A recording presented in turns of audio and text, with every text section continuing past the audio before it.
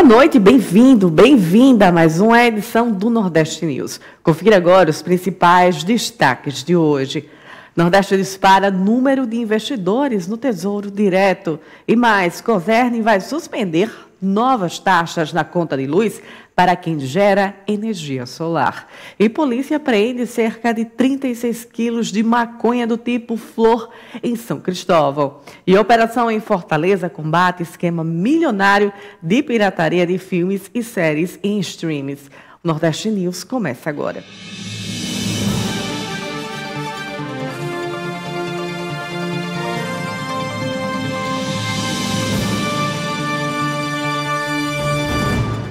Começamos esta edição do Nordeste News falando do ex-líder do PCC, Roberto Soriano, o Tiriça, que recebeu 30 dias de isolamento na Penitenciária Federal de Mossoró, após a Polícia Penal Federal encontrar em sua cela um osso de frango afiado como faca, que poderia ser usado contra agentes, outros presos ou em uma fuga. Confira. Soriano, ex-número 2 da facção, havia sido transferido de Brasília para o Rio Grande do Norte, junto com Abel Pacheco e Wanderson Lima, após romperem com Marcola. Durante a punição, Tiriça ficará sem o banho de sol e sem visitas até o dia 11 de dezembro. E na noite da última segunda-feira, um incêndio de grandes proporções atingiu uma área de vegetação e assustou moradores em São Benedito do Rio Preto, a cerca de 250 quilômetros de São Luís. Apesar do susto, uma equipe do Corpo de Bombeiros da Chapadinha chegou a tempo de apagar as chamas. Não houve registro de feridos ou prejuízos materiais. E a polícia apreende cerca de 36 quilos de maconha do tipo flor em São Cristóvão. A Força Integrada de Combate ao Crime Organizado em Sergipe apreendeu na madrugada desta terça-feira aproximadamente 36 quilos de maconha do tipo flor. A ação ocorreu durante bloqueio na BR-101 em São Cristóvão, no Sergipe, montado para interceptar um comboio suspeito de realizar transporte interestadual de drogas. O grupo utilizava 3 veículos e na abordagem foram encontrados 73 pacotes plásticos contendo a droga. 2 pessoas foram presas em flagrante, outras 3 foram ouvidas e liberadas. E a Justiça de Pernambuco substitui a prisão preventiva do ex-vereador de Tupanatinga, Luciano de Souza Cavalcante, de 59 anos, por domiciliar. Ele é acusado de tentativa de homicídio em um motel de Garanhuns, no Agreste de Pernambuco, em março deste ano, e estava preso na cadeia pública do município. Confira. O crime aconteceu no dia 6 de março em um motel em Garanhuns e o homem foi preso logo após os disparos. A defesa alegou agravamento do estado de saúde do réu. Segundo os advogados, Luciano é paciente renal e tem indicação para hemodiálise. Foram apresentados documentos e uma avaliação médica confirmou o quadro. Diante disso, a primeira vara criminal da comarca de Garanhuns decidiu que ele deverá cumprir medidas cautelares como o uso de tornozeleira eletrônica e comunicar quaisquer deslocamentos para tratamento de saúde. O seu advogado informou que o processo tramita em segredo de justiça e que, por esse motivo, não poderá repassar mais detalhes sobre o caso. Luciano de Souza continuará respondendo ao processo e irá à júri popular, ainda sem data definida para o julgamento. No próximo bloco, Operação em Fortaleza combate esquema milionário de pirataria de filmes e séries em streams. Os detalhes a gente conta ainda nesta edição, logo após o intervalo. Até já.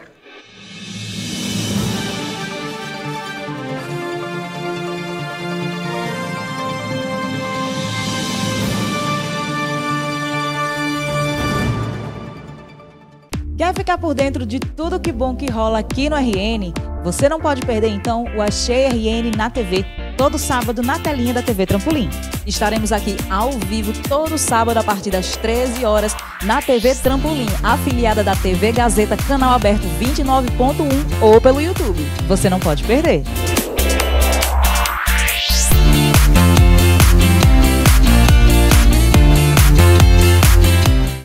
Agenda Propaganda apresenta The Fever 60 anos. Sexta, 9 de janeiro, 21 horas, Teatro Riachuelo. Venda antecipada em uhu.com ou na bilheteria.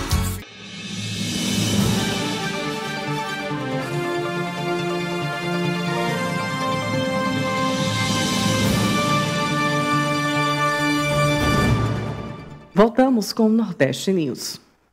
Um bebê de apenas 1 mês foi vítima de violência sexual no bairro de Nossa Senhora da Apresentação, em Natal.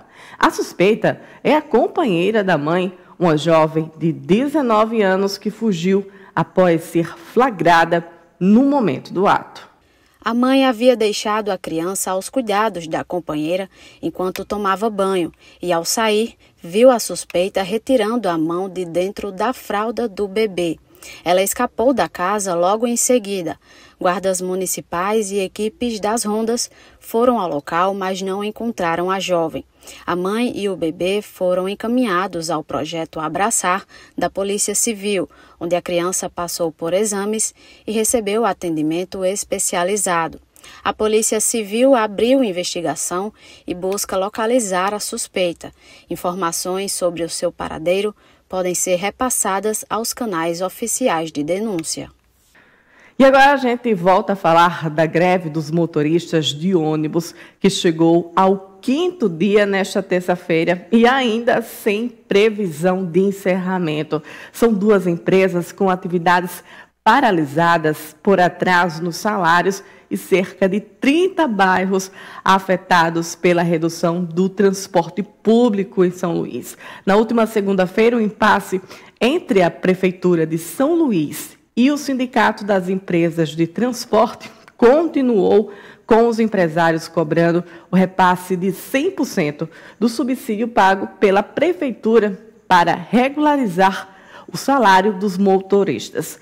Por outro lado, a Prefeitura de São Luís alega que repassa apenas 80% do subsídio porque os donos das empresas colocaram para rodar na cidade apenas 80% da frota e que só pagará o valor total quando todos os ônibus voltarem a circular. E agora a gente fala de uma operação em Fortaleza que combate esquema milionário de pirataria de filmes e séries em streams. E o Tribunal Regional Eleitoral da Paraíba, em sessão ordinária, cassou o mandato do prefeito de Cabedelo, no litoral da Paraíba, André Coutinho. A ação julgada nesta segunda-feira aconteceu em relação ao recurso impetrado pela defesa dos suspeitos. De acordo com o tribunal, 5 integrantes da sessão votaram a favor da cassação, enquanto 1 foi contra. A anulação foi por motivo de irregularidades devido ao processo eleitoral nas eleições de 2024, sendo eles acusados de compra de votos com envolvimento de facções criminosas. Durante o julgamento, foi protocolado um pedido de afastamento dos suspeitos dos cargos e a indicação do presidente da Câmara Municipal de Cabedelo como prefeito interino após eventual afastamento. O julgamento analisou o caso no âmbito de uma ação de investigação judicial eleitoral movida pelo Ministério Público Eleitoral, que apurou abuso de poder político e econômico, além de captação ilícita de votos durante o pleito de 2024. Em junho desse ano, a Justiça Eleitoral havia cassado os mandatos do prefeito e da vice-prefeita Camila Holanda. A seguir, operação do Ministério Público de Alagoas mira esquema de sonegação e movimentação de 400 milhões de reais. Em instantes, até já.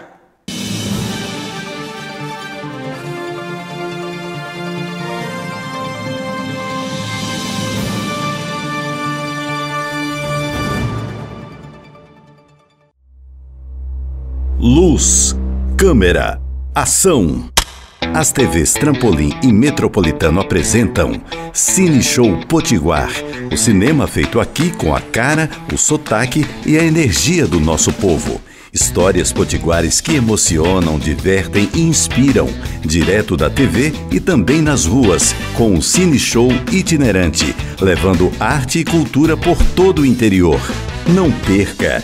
Todo sábado às 4 da tarde, nas TVs Trampolim e Metropolitano.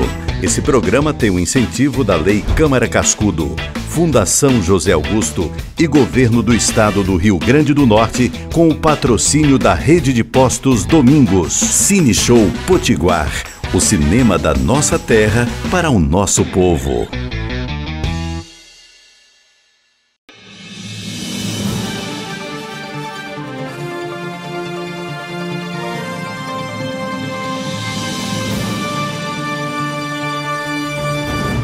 Estamos de volta. E o comércio de Natal terá horários especiais no feriadão. Veja o que abre, o que fecha e planeje o seu dia. Quem vai ter as informações para a gente é Yasmin Falcão. Boa noite, Yasmin.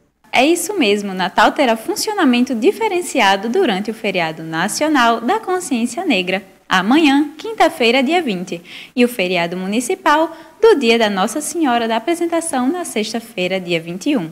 A Câmara de Dirigentes Lojistas divulgou que o expediente será variado entre comércio de rua, shoppings e supermercados. No centro, a abertura será facultativa nos 2 dias, com parte das lojas funcionando das 8 às 12 horas. Já na Zona Norte, o comércio abre das 8 às 1 da tarde. Os shoppings terão horários próprios com praças de alimentação funcionando mais cedo e lojas abrindo em geral a partir das 2 ou 3 horas da tarde. Supermercados operarão das 7 às 21 horas em ambos os feriados. Os horários detalhados nominalmente por shoppings e outros segmentos você confere em uma matéria publicada no nosso portal do Instagram, no endereço eletrônico Portal Metronews. Acesse a qualquer hora e fique muito bem informado. Retorno com você aí no estúdio, Alana. Obrigada, Yasmin, pelas informações. E agora a gente fala de uma operação realizada pelo Ministério Público de Alagoas, que mira um esquema de sonegação e movimentação de R$400 milhões. A Operação Invoice cumpre 15 mandados de busca e apreensão em Alagoas, Espírito Santo e Santa Catarina.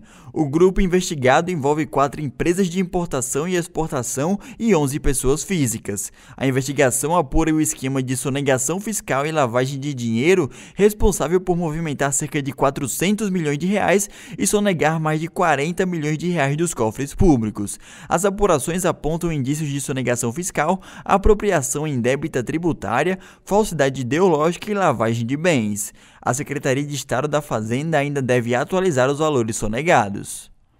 Turismo sustentável, produção do lixo aumenta 30% na alta estação, com maior fluxo de turistas no estado da Paraíba. O lixo é apenas um dos desafios para um turismo sustentável.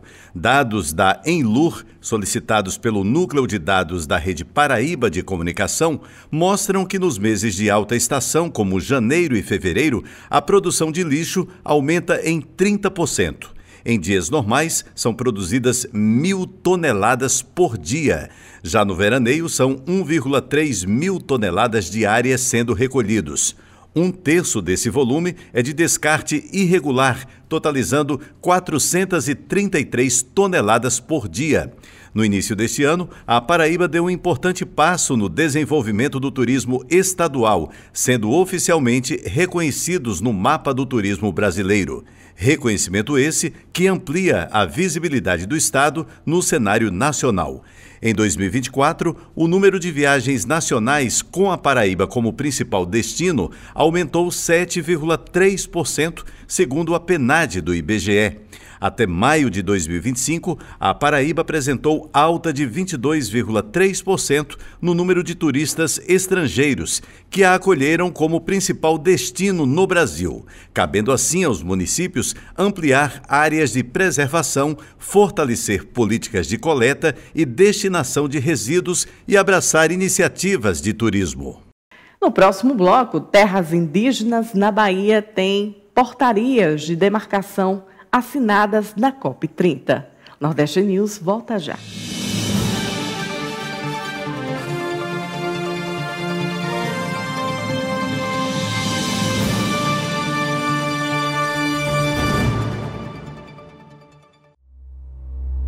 Luz, câmera, ação.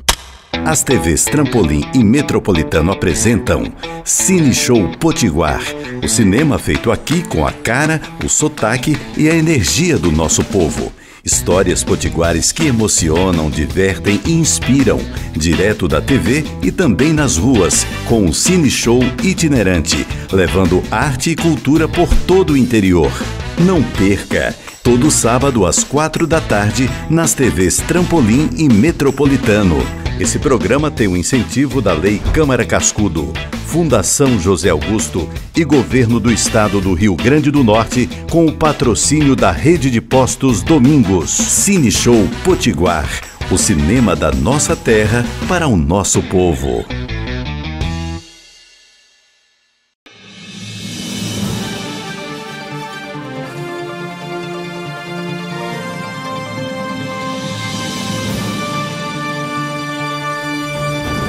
Voltamos com o Nordeste News. Terras indígenas na Bahia têm portarias de demarcação assinadas na COP30. Em ação conjunta com o Ministério dos Povos Indígenas, o ministro da Justiça e Segurança Pública, Ricardo Lewandowski, assinou na segunda-feira portarias que demarcam 10 terras indígenas. Entre elas está o território do povo Tupinambá de Olivença, na Bahia, cuja demarcação havia sido prometida durante o ato de devolução do manto dos Tupinambá, artefato que permaneceu 300 anos exposto em um museu na Dinamarca e retornou ao Brasil em 2024. Ato marcou o Dia dos Povos Indígenas na COP30, que acontece até a sexta-feira, dia 21, em Belém, no Pará. As portarias de demarcação são atos oficiais de reconhecimento institucional sobre o direito às terras indígenas e de definição dos limites dos territórios. A decisão final desse processo é do presidente da República, que, mediante decreto, decide sobre a concessão definitiva da titularidade das terras indígenas às comunidades por meio de homologação. E agora a gente fala da nova sessão do Júri Popular do caso Zaira, que foi marcada para o dia 1º a 5 de dezembro pela 2ª Vara Criminal de Natal e pela direção do Fórum Miguel Seabra Fagundes. A portaria conjunta de número 2 deste ano estabelece que o acesso ao salão do júri será restrito apenas a alguns familiares da vítima, Zaira Dantas, e do réu, Pedro Inácio Araújo, repetindo o protocolo do júri anterior. O processo, que segue em segredo de justiça, terá cobertura apenas por meio de boletins diários da SECOM TJRN, já que os jornalistas não poderão entrar na sala. Estão previstos 23 depoimentos, incluindo o do réu, com expectativa de ouvir pelo menos 8 pessoas por dia, de forma presencial ou por videoconferência. O primeiro júri, realizado em junho, foi cancelado depois que a defesa deixou o plenário alegando cerceamento, após ter perguntas indeferidas pelo magistrado, justamente quando começariam os depoimentos das testemunhas de defesa. E agora a gente fala de uma mulher de 31 anos que foi autuada por ocultação de cadáver após deixar um feto dentro de uma sacola de lixo em uma área de mata no bairro Vale Quem-Tem, na zona leste de Teresina. De acordo com a Polícia Civil, ela levou o feto ao trabalho e permaneceu com ele por várias horas antes de descartá-lo. A delegada Natália Figueiredo, do Departamento de Homicídios e Proteção à Pessoa, a DHPP, informou que a suspeita pagou fiança de R$3.000 e foi liberada no domingo. O crime aconteceu no sábado, dia 15. Após passar o dia com o feto, a mulher solicitou uma corrida por aplicativo e, ao se aproximar de casa, pediu para que o motorista parasse e jogou a sacola em uma área de mata. O feto foi encontrado pelo próprio motorista, que voltou ao local na manhã seguinte. A suspeita, que morava próxima ao local onde o corpo foi deixado, foi localizada ainda no domingo. Ela e o motorista foram encaminhados à DHPP e ambos se reconheceram. De acordo com a delegada, o feto não apresenta sinais de violência e passa por exames para identificar se houve uso de substância que provocou o aborto. O caso segue sendo investigado pela Polícia Civil. E o PROCON-RN informou nesta segunda-feira que a Neoenergia Cosern suspendeu temporariamente as cobranças da G2 e GD3, que são aplicadas aos consumidores que geram energia solar, após receber mais de 100 denúncias de aumentos abusivos em contas de luz em várias regiões do estado. Boa noite, Alana, e a todos que acompanham o Nordeste News. Pois é, essa repercussão negativa que você se referiu, Alana, foi decisiva na tomada de decisão. A Neoenergia Cosern suspendeu temporariamente a cobrança de novas taxas na conta de luz para consumidores que geram energia solar. A medida ocorre após uma onda de reclamações registradas desde a semana passada sobre aumentos considerados abusivos de alguns clientes que relataram acréscimos entre 200% e 600% no valor das faturas. Segundo os consumidores, os reajustes pegaram de surpresa as famílias e pequenos produtores que investiram na geração própria de energia como forma de reduzir custos e contribuir com a sustentabilidade. Muitos afirmaram, inclusive, que o aumento repentino comprometeu o orçamento doméstico e gerou insegurança sobre a permanência no sistema de micro e mini geração. Diante da repercussão, a concessionária informou que decidiu interromper a cobrança das novas taxas enquanto discute o assunto com o governo do estado. A decisão foi comunicada oficialmente aos PROCONs estadual e municipal durante uma reunião realizada ontem, na segunda-feira. Retorno com você no estúdio, Alana.